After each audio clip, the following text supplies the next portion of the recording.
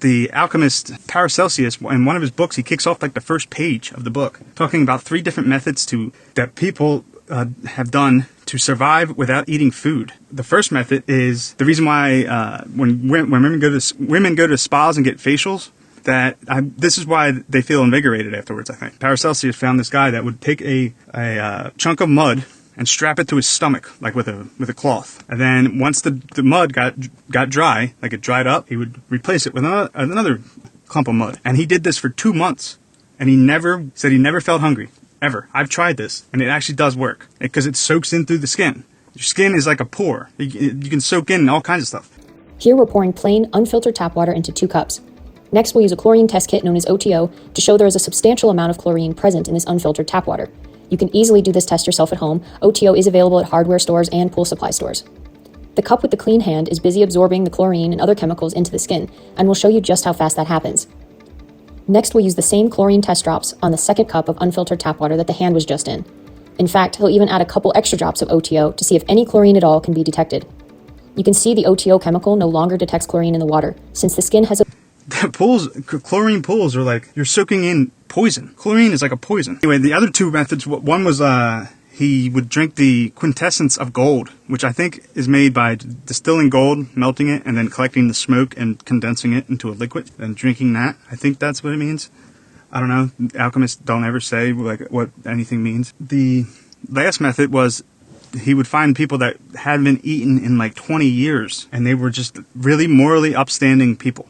Like everyone in town knew them as like the best guy in town. And I think this is what Saint Germain is talked about. He never ate, and everyone loved him, and he was like really a morally good character. Basically, he's trying to say humans don't need to consume anything at all, as long as you ground. Like if you ground yourself, like the one guy did with the mud. That's what the mud basically was doing. It was grounding him. So if you walked around with bare foot, you would be absorbing the nutrients through your feet, so you wouldn't be as hungry. I think this is why this is how breatharians probably work. How that works. Because if you look at any breatharian, they're all barefoot. They're always like a hippie that's barefoot, if you look in the breatharians. I think it's because they're just grounding, they're getting their nutrients from the ground. It's soaking into their pores, through the skin. Like this guy did in Paracelsus' book where he strapped it to his stomach. What does modern medicine mean by nutrition? My take on nutrition is that you heal what you eat. If you have a broken bone, eat bone. If you have a heart problem, eat animal heart. If you have eyesight problems, eat animal eyeballs. If you have liver problems, eat animal liver.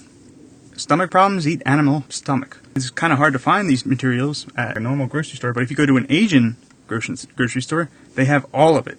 Everything but eyeballs, I think. They know about this stuff, that you heal what you eat. I mean, they sell chicken heart, cow heart, pig heart, all the different livers. They sell the feet, the hooves, the tongue, everything. It doesn't mean that you eat these things all the time. It's just when you have like an injury, or like you're having problems with a part of your body. So you provide your body with the materials. You don't always need to eat meat. You don't always need to eat like certain things, but if you're having issues with that certain thing, then you eat it. And it gives the body the materials it needs to fix the problem. I think this is why elderly people, they always break their hips or something when they fall. It's because throughout their whole life, their body never had the materials to fix broken bones or rotting bones inside the body. So the body take bone structure from other parts of the body to heal the wounded part or the injured part. And then it just your whole bone structure just gets weaker and weaker and weaker over the years. If you eat bone after getting an injury, a broken bone, you're providing your body with the materials it needs to fix the problem. So it doesn't weaken everything else. And I think you might be able to like actually keep growing even after puberty by doing this, like growing in size. And when I haven't done it a lot, but every time I get like hot wings or chicken wings or something for dinner, I'll try to eat one of the wings, like the bone of the wing. You can chew the chicken wing bone if you like. It doesn't taste good, but you can like chew it up until it's really small, and then you can swallow it. And I've done it like, I don't know, 10 times. And I've had 2 relatives. I'm 35 years old. I've had 2 relatives specifically say that I look taller now. And Pat, did you grow an inch? Something like that. I don't know because I didn't have a point how tall I was before.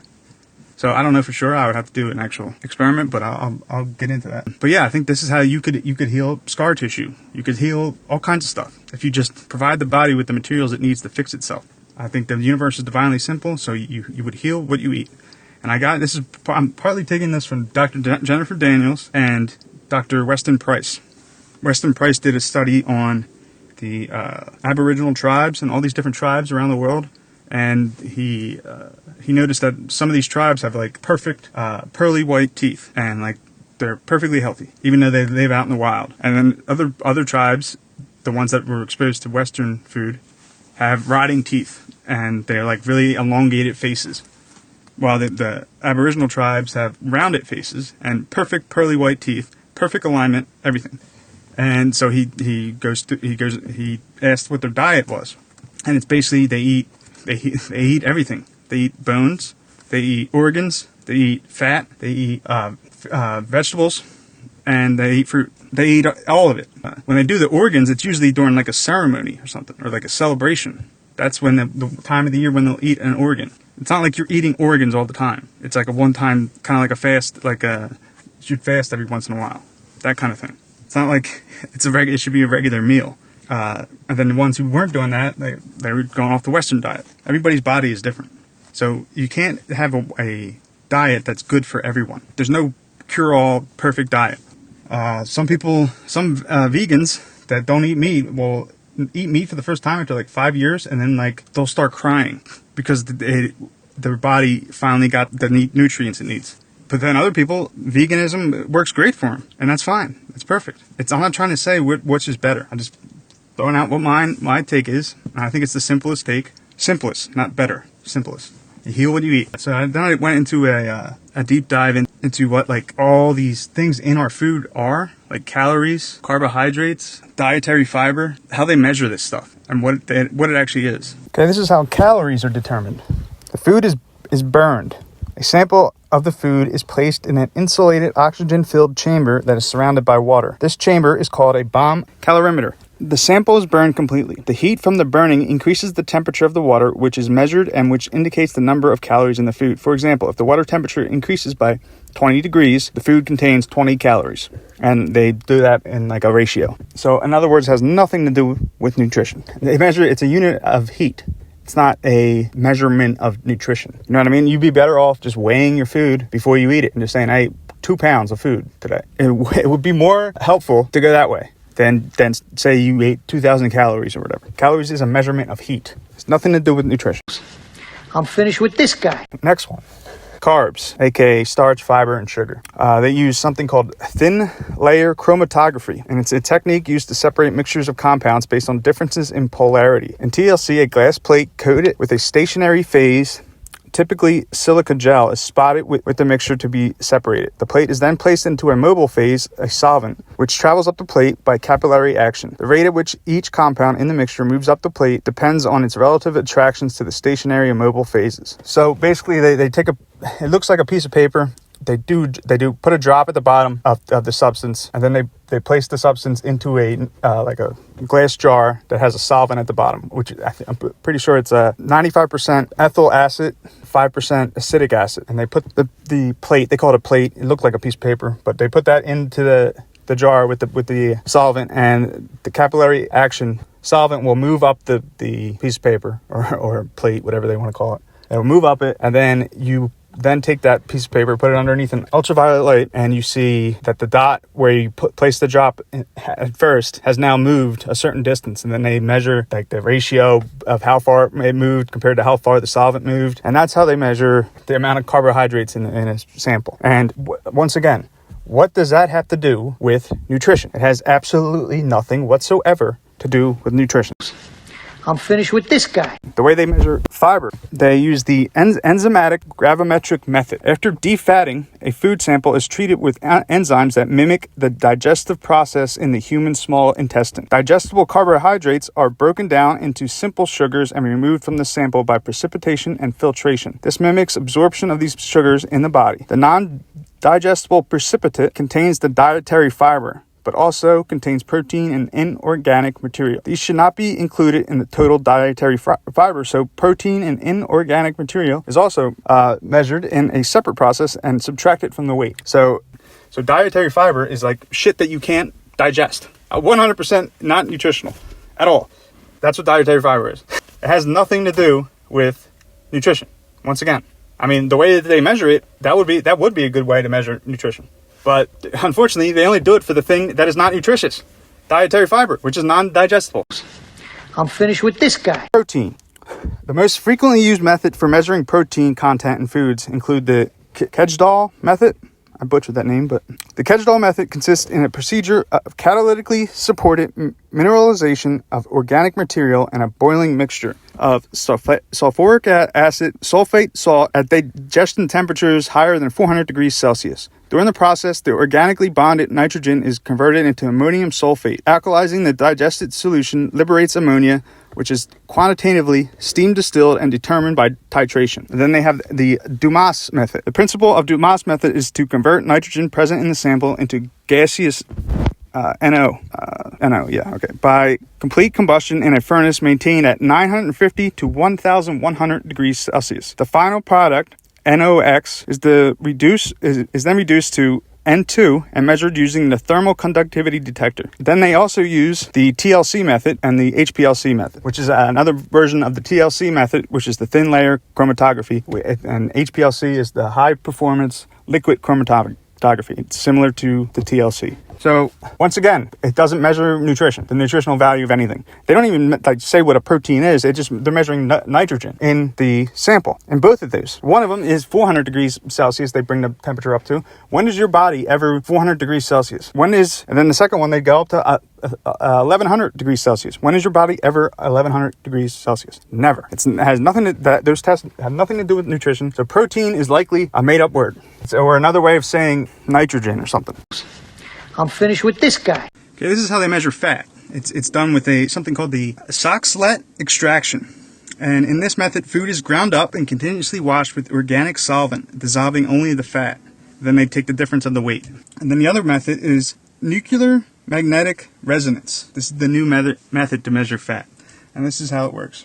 They take a sample and they place it in a strong magnetic field and then bombard it with a pulse of radio frequency. This causes the magnetic moments of the hydrogen nuclei to flip. After the pulse ends, the magnetic moments in the nuclei oscillate, but the magnetic moments of nuclei in fat oscillate at a slightly different frequency than the magnetic moments of nuclei in other substances. So the signal generated by nuclei in fat can be separated from the signals generated by nuclei in other substances present in the sample, and the amount of fat can be determined. What does that have to do with nutrition? And that has nothing to do with nutrition. Like when do we ever bombard it in a strong magnetic field by radio frequency? How do they know it's a hydrogen nuclei when you can't even see hydrogen under a microscope?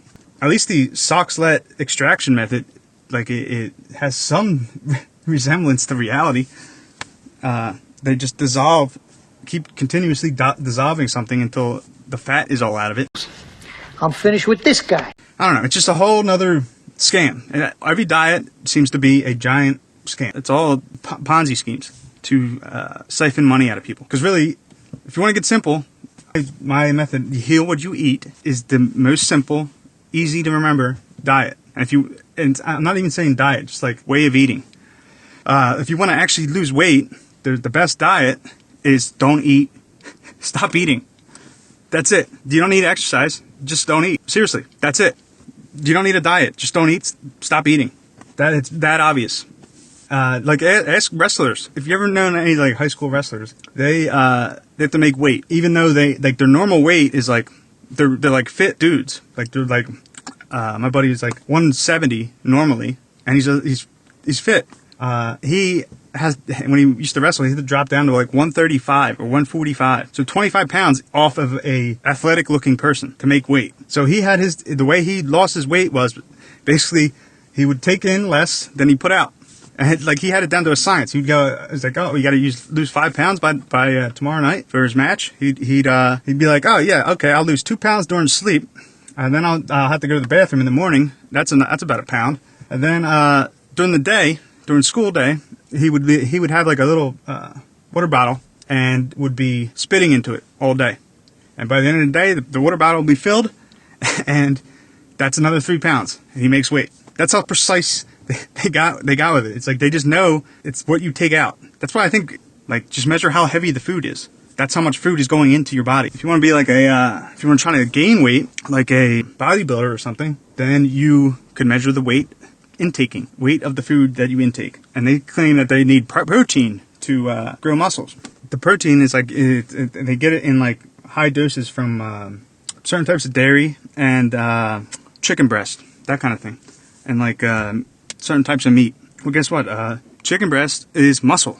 You heal what you eat. When you work out, you're breaking down your muscle. And then you eat muscles, and it heals the muscle. You heal what you eat. I'm not saying my thing is the best. If you have a diet system that works for you, if you're a vegan and that works for you, if you're a fruitarian and that works for you, that's awesome. Keep doing it. I'm just saying mine's the simplest. And it makes the most sense to me.